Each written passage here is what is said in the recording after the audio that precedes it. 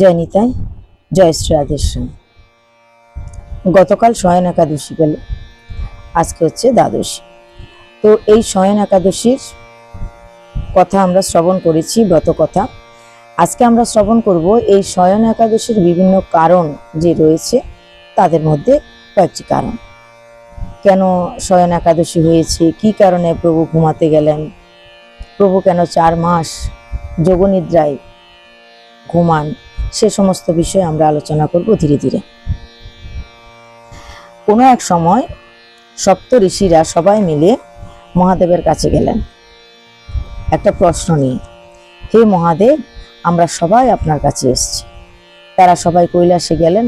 মহাদেবকে তারা ষষ্ঠাঙ্গে দণ্ডবত প্রণাম করলেন।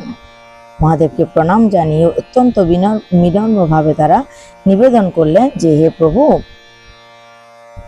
আমরা ধ্যানের মাধ্যমে, অর্থাৎ যখন আমরা ধ্যান করতে বসি তখন আমরা কোনো অনিষ্টের সম্ভাবনা লক্ষ্য করছি। কি অনিষ্ট? অনিষ্টটা হচ্ছে আমরা বুঝতে পারছি সামনে নারায়ণের খুব বড় একটা বিপদ ঘনিয়ে এসছে, কিন্তু সেই বিপদটা কি, নারায়ণের সঙ্গে কি হতে চলেছে তা আমরা বুঝতে পারছি না।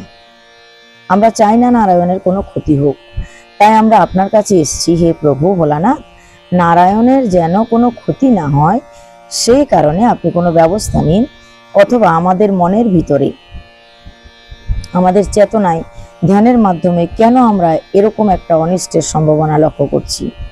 হে প্রভু, কৃপা করে আমাদের এই যে সন্দেহ মনের, সে সন্দেহটা নিরসন করুন। কি এমন বিপদ ঘনিয়ে এসছে নারায়ণের দিকে, আমরা বুঝতেই পারছি না। হে প্রভু, আপনি বলুন যে ভগবান নারায়ণের কি ক্ষতি হতে পারে, তার সঙ্গে কি হতে পারে।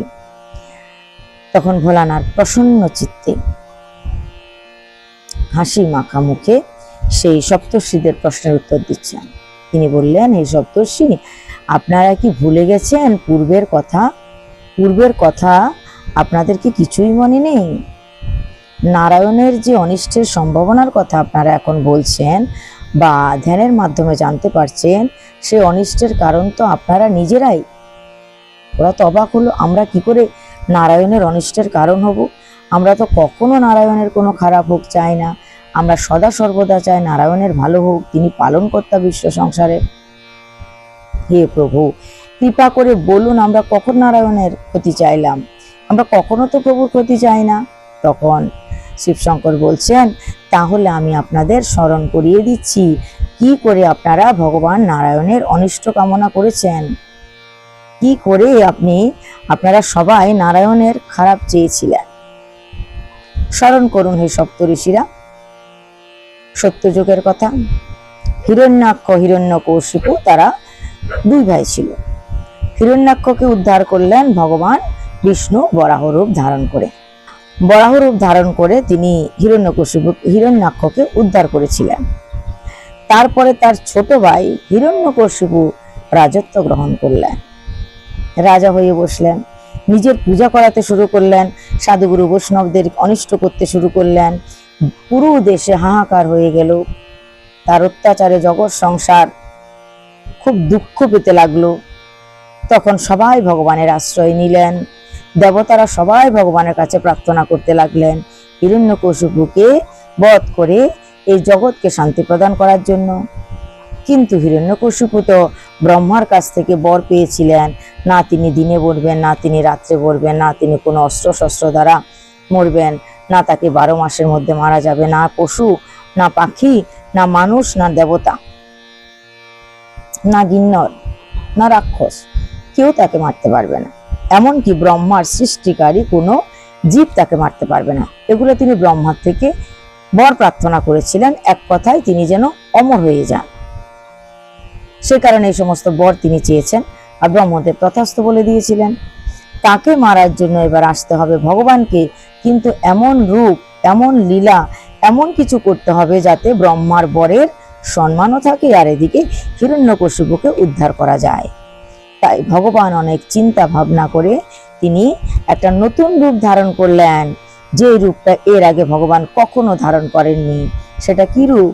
বললেন নরসিংহ রূপ।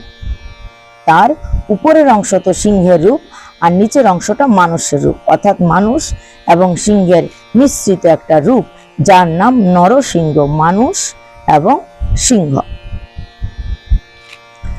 এই নরসিংহ ভগবানের আবির্ভাব হলো। কি করে হলো সেটা আপনারা সবাই জানেন, কেননা হিরণ্যকশিপুর পুত্র ছিল প্রহ্লাদজি মহারাজ।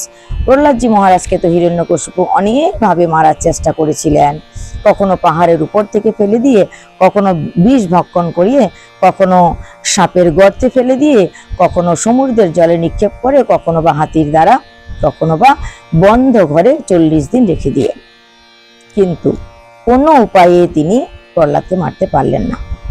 অবশেষে সিদ্ধান্ত নিল, আমি নিজে হাতে তাকে মারব।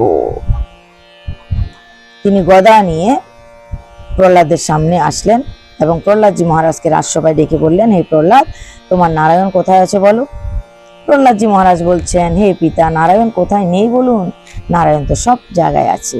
হঠাৎ করে তিনি, অর্থাৎ হিরণ্যকশিপু, একটা ফটিক স্তম্ভ দেখিয়ে বলল, এই বল, এই ফটিক স্তম্ভে কি তোর নারায়ণ আছে? প্রহ্লাদজি মহারাজ বলে দিলেন, আছে, আছে, ফটিক স্তম্ভেও নারায়ণ আছে। প্রহ্লাদজি মহারাজ বলে দিলেন, ফটিক স্তম্ভে ভগবান আছে। এদিকে প্রহ্লাদজি মহারাজ বলে তো দিলেন আছে, তারপরে তিনি নারায়ণের কাছে প্রার্থনা করলেন, হে প্রভু, আমি তো বলে দিলাম এই ফটিক স্তম্ভে নারায়ণ আছে, আমি যদ্যপি জানি পৃথিবীর প্রত্যেকটা অণু পরমাণুতে, প্রত্যেকটা ধুলোকণায় আপনি আছেন, আপনার বাস। পৃথিবীতে এমন কোনো জায়গা নেই যেখানে আপনি নেই। তথাপি আমি অনুরোধ করছি, প্রার্থনা করছি, হে প্রভু, আমার কথার মান রাখার জন্য আপনি এই খাম্বা ভিতরে বা এই ফটিক স্তম্ভের ভিতরে প্রকট হয়ে যান, অর্থাৎ এটা থেকে আপনি আবির্ভূত হন। প্রার্থনা করতে লাগলেন। ভক্তের প্রার্থনায় ভগবান সাড়া দিলেন। যখনই বারংবার ওই ফটিক স্তম্ভে হিরণ্যকশিপু গদা দিয়ে আঘাত করতে লাগলেন, মুহু মুহু গর্জন করতে করতে ফটিক স্তম্ভ ভেদ করে বেরিয়ে আসলো নরসিংহের ভীষণ বিকট মূর্তি। ত্রিভুবনে হাহাকার হয়ে গেল। তার হুঙ্কারে পৃথিবী কেঁপে উঠল। বলে দৈত্য পত্নীদের গর্ভপাত হতে লাগলো, গর্ভবতী রমণীদের বাচ্চা প্রসব হতে লাগলো, আকাশে ধুমধুমি বাজলো, দেবতারা পুষ্প বৃষ্টি করলো, সাধুগুরু বৈষ্ণবদের আনন্দ আর ধরে না।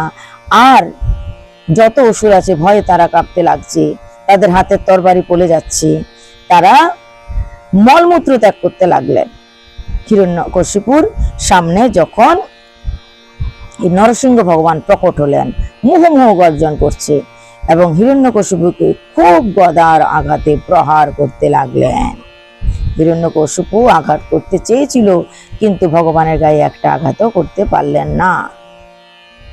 নরসিংহ ভগবান কিছুক্ষণ যুদ্ধ করার পর টানতে টানতে তাকে নিয়ে গেল দরজার মাঝখানে, চৌখাটে, যাকে আমরা চৌখাট বলি, না ঘরের ভিতরে না ঘরের বাইরে, সেই চৌখাটে নিয়ে গেলেন। বারংবার হিরণ্যকশিপু বলছে, আমাকে তুমি মারতে পারবে না, ব্রহ্মা থেকে আমি অমর বর লাভ করেছি, কেউ আমাকে মারতে পারবে না। ভগবান তখন তাকে সমস্ত তার বরের কথা স্মরণ করিয়ে দিলেন। হে হিরণ্যকশিপু, তুমি দেখো না, তুমি এখন ঘরের ভিতরে আছো না এখন বাইরে আছো, তুমি চৌখাটের মধ্যে আছো, ভিতরেও না বাইরেও না। তুমি ব্রহ্মার কাছে বর চেয়েছিলে, না তুমি ঘরের ভিতরে মরবে না তুমি ঘরের বাইরে মরবে, কিন্তু এখন তুমি ভিতরেও নও বাইরেও নও, চৌখাটে আছো। তারপরে দেখো, 12 মাসের কোনো মাস নয়, এখন পুরুষোত্তম মাস আমি সৃষ্টি করেছি, অধিক মাস, যাকে আমরা মল মাস বলে থাকি। ব্রহ্মার সৃষ্টিকারী কোনো জীব আমি নই, আমি নিজে ব্রহ্মাকে সৃষ্টি করেছি, আমি বিষ্ণু। দেখো না, আমি মানুষ না, আমি পশু না, আমি পাখি না, আমি অন্য কোনো প্রাণী। আমি কি? আমি নরসিংহ, যে রূপ আগে কখনো কেউ দেখেনি। কোনো অস্ত্র শস্ত্র দ্বারা আমি তোমাকে মারবো না, কোনো তরোয়ালি দ্বারা আমি তোমাকে মারবো না। আমি আমার বড় বড় নাখুন অর্থাৎ নখ দ্বারা তোমার হৃদয় বিদীর্ণ করে তোমার উদরকে চিরে তোমাকে আমি মুক্তি প্রদান করব। সমস্ত বরের কথা স্মরণ করিয়ে করিয়ে দিচ্ছেন। দেখো, এখন না দিন, এখন না রাত, দিনও নয় রাতও নয়। তুমি ব্রহ্মার কাছে প্রার্থনা করেছ, না আমি দিনে মরবো না আমি রাতে মরবো। এখন দিনও নয় রাতও নয়, কি ঠিক সন্ধ্যার সময়, দিন রাত্রির সন্ধিক্ষণ, যাকে আমরা সন্ধ্যা বলি, এই সময় আমি তোমাকে এখন মারবো। এই সমস্ত কথা স্মরণ করিয়ে দিয়ে তিনি উদর বিদীর্ণ করে দিলেন এবং উদ্ধার করে দিলেন। তো এই নরসিংহ ভগবান হিরণ্যকশিপুকে তো উদ্ধার করলেন, কিন্তু হিরণ্যকশিপুর সঙ্গে যুদ্ধ করতে করতে তার তো ক্রোধের উৎপত্তি হয়েছিল। এত ক্রোধ তার বাড়তে লাগলো, সে ক্রোধ কেউ তার সামলাতে পারছে না। তিনি তার গতি বাড়িয়ে দিলেন, পৃথিবীর বিভিন্ন বস্তু নষ্ট করতে লাগলেন। বৃক্ষ, গুল্ম, লতা পাতা, জলাশয় সবকিছু তিনি ধীরে ধীরে নষ্ট করতে লাগলেন। মানুষের জনবসতি নষ্ট করতে লাগলেন। প্রজারা হাহাকার করতে লাগলো। অনেক চেষ্টা করেও বিভিন্ন দেব দেবী সবাই এসেও তাকে সামলাতে পারছিলেন না। তার ক্রোধ সম্বরণ হচ্ছে না, ক্রোধ তিনি সামলাতেই পারছিলেন না। অতঃপর সপ্তর্ষিরা এগিয়ে আসলো।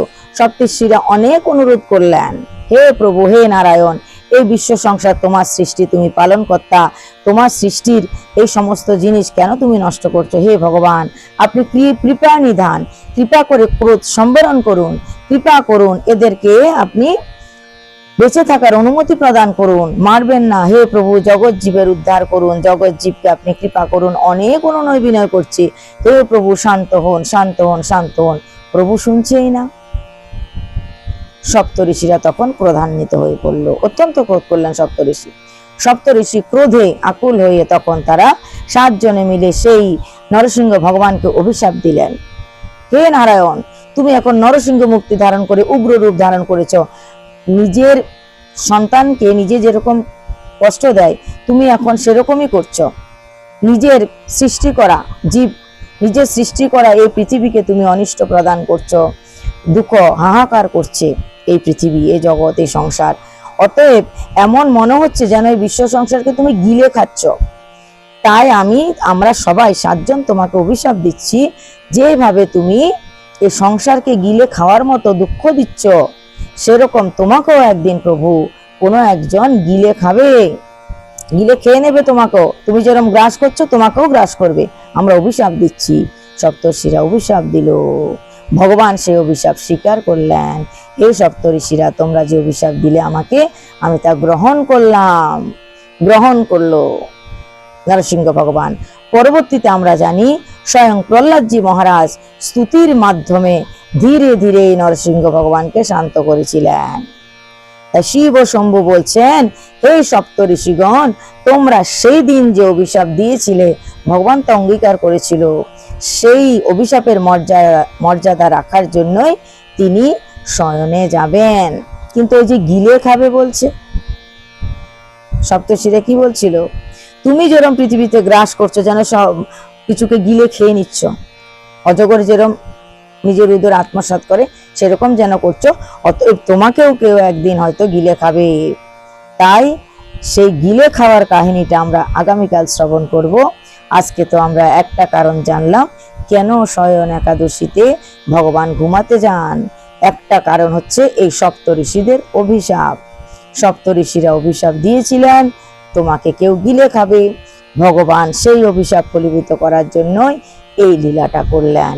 এই একটা কারণ হচ্ছে 4 মাস ধরে ভগবান ঘুমাতে যাওয়ার একটা কারণ। তো এরপরেও আরো বিভিন্ন কারণ তো আছে।